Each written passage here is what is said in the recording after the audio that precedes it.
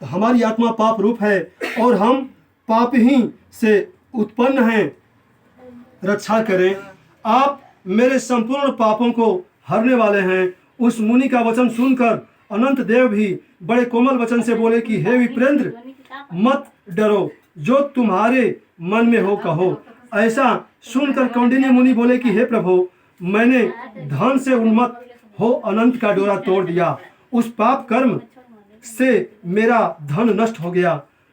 घर में अपने कुटुंबियों से कलह होती है, जिस कारण मुझसे कोई भी नहीं बोलता। इस तरह दुखी हो आपके दर्शन की इच्छा कर मैं वनों में भटक रहा हूँ। हे देवेंद्र, आपने कृपा कर अपना दर्शन दिया। अब मुझ पर दया करके उस पाप की शांति का उपाय कहिए।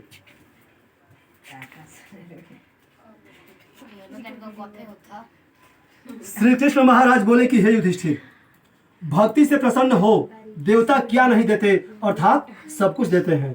ऐसा उत्तम ब्राह्मण का वचन सुनकर अनंत भगवान कहते हैं कि हे कौंडिन्य, तुम विलंब मत करो, अपने घर जाओ और भक्ति से 14 वर्ष तक अनंत का व्रत करो। इससे संपूर्ण पापों से छूटकर पुत्र पौत्र को उत्पन्न कर इच्छित भोगों को भोग उत्तम सिद्धि को प्राप्त करोगे। अंत में मेरा स्मरण कर मुझको बिना संदेह प्राप्त कर सकोगे। हम संपूर्ण लोगों के कल्याण के लिए तुमको वरदान देते हैं। यह शिला का अनंत व्रताधिक श्रेष्ठ आख्यान और कल्याण करने वाला अनंत व्रत जो प्राणी सुनकर किया करेंगे, वे शीघ्र सर्व पापों से छूटकर परम गति को प्राप्त होंगे। अनंत देव ने कहा कि हे ब्राह्मण, मेरे पास जिस मार्ग से तुम यहाँ आए हो, उसी मार्ग से तुम जल्दी घर को जाओ।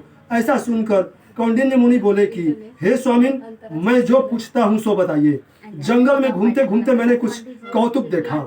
हे जगत गुरु, वह कहो, वह आम का वृक्ष कौन था, वह गौ कौन थी, वह वृषभ कौन था, और कमल कुमुद कहलार से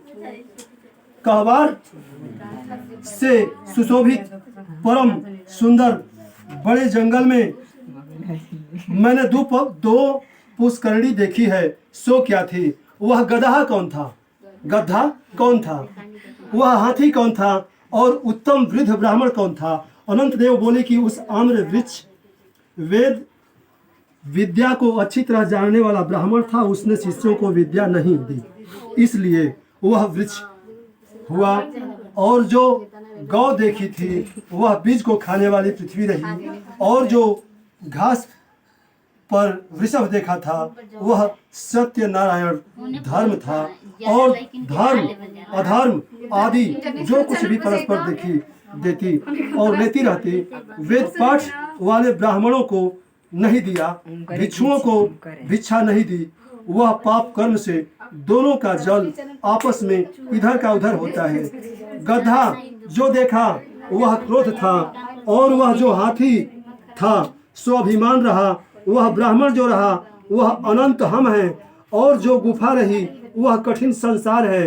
अनंत देव ऐसा कहकर बताकर उसी जगह अंतर्ध्यान हो गए।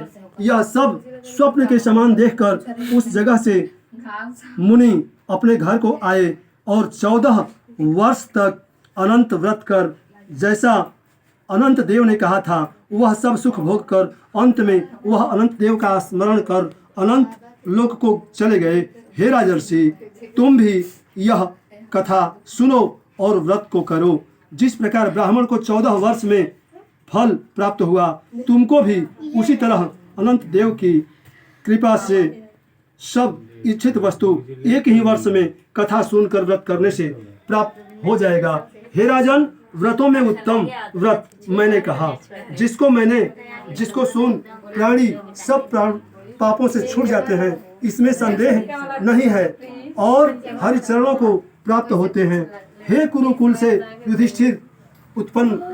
युधिष्ठिर जो शुद्ध विचार वाले प्राणी संसार रूपी गुफा में सुख से फिरने की इच्छा करते हैं, वे तीनों लोकों के स्वामी अनंत देव का पूजन कर डोरे को दाहिने हाथ में बांधते हैं। प्रेम से बोलिए श्री अनंत भगवान की जय, श्री कृष्ण भगवान की जय, श्री राम जानकी माता की जय, श्री भरत मांडवी की जय, उर्मिला लक्ष्मण की जय, शत्रुघ्न श्रुति कीर्ति की जय, राधा रुक्मिणी रानी की जय, बजरंग बली की जय, पार्वत्यै पत्यै नमः। ओम हर हर हर महादेव।